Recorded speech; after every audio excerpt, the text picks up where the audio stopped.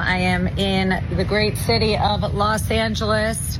And although the state is pretty liberal, I'm looking around and I was talking to some of the drivers and the people I've met, and they all said that they've had it with Gavin Newsom's really liberal policies. So are we showing you this because the GOP's dream of flipping California is now a possibility? No, not quite. According to 538 polling, Harris is comfortably up in California. But you know what actually may be possible this year is the Dems taking Texas. And trust me when I say, I know we hear this every election, but stop this time. It's serious. As a Texan, it's hard for me to get on board, but I want to believe, I want to hope, I want to manifest this into reality.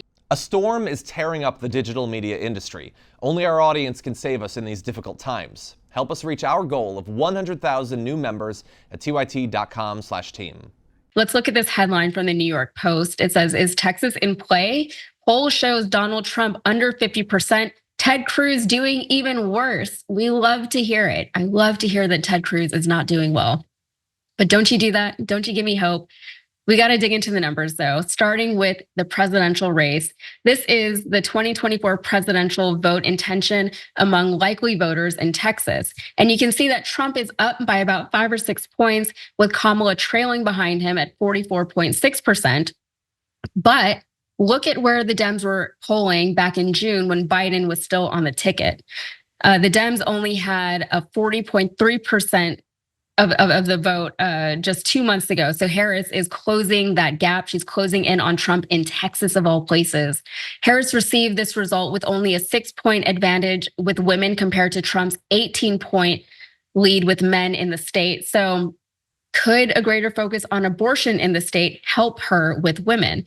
Jordan, I want to get your thoughts as a non-Texan. What do you think? Can Texas flip? Well, I'm engaged to a Texan, so maybe I can steal some valor. That is that I think what you hit on is an important point.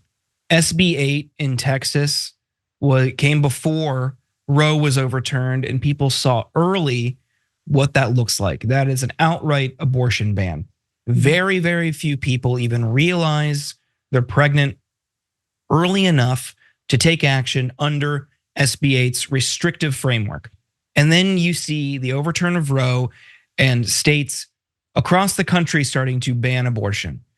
That is a very real, tangible, negative consequence of Republican governorship, Republican leadership, and Republicans in power. People are fed up with Abbott. The culture war stuff, the abortion stuff, nothing really materially changing for people in Texas. It's becoming unaffordable for a lot of people. We just did a story on the main show a couple weeks ago that a vast majority, I think 90% of Texans feel like there is a housing affordability crisis in the state. And what's Abbott doing about it? Absolutely nothing. So over time, you see one party dominance begin to turn people against you. Maybe this is the cycle. Ted Cruz is not well liked. He's certainly not well liked by the MAGA movement. So he could cost Trump the election, which would be in that state, which would be really, really fascinating. If you see good turnout in Austin, good turnout in Houston, good turnout in Dallas, and who better than Kamala Harris to do that?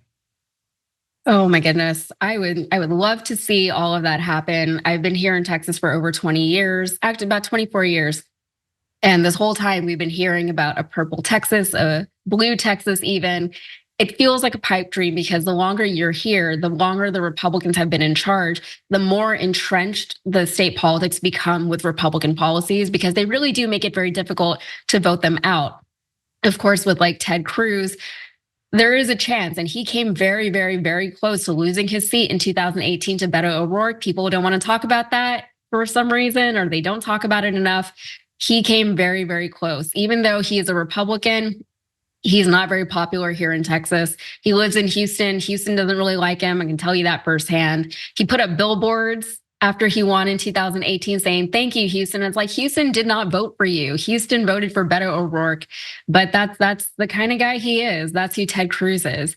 But speaking of Ted Cruz, We haven't forgotten about him. Ted Cruz is currently being challenged for his Senate seat by Democratic candidate Colin Allred. And according to polling from the University of Houston, Cruz is up 46.6% compared to Allred's 44.5%. But that result is within the margin of error. And similar to the presidential polling, Allred holds a 7-point advantage with women, while Cruz has a 13-point lead with men. Cruz is also 10 points less popular overall, but nobody expects Ted to win a popularity contest. As you mentioned, Jordan, he is remarkably unlikable even here in Texas.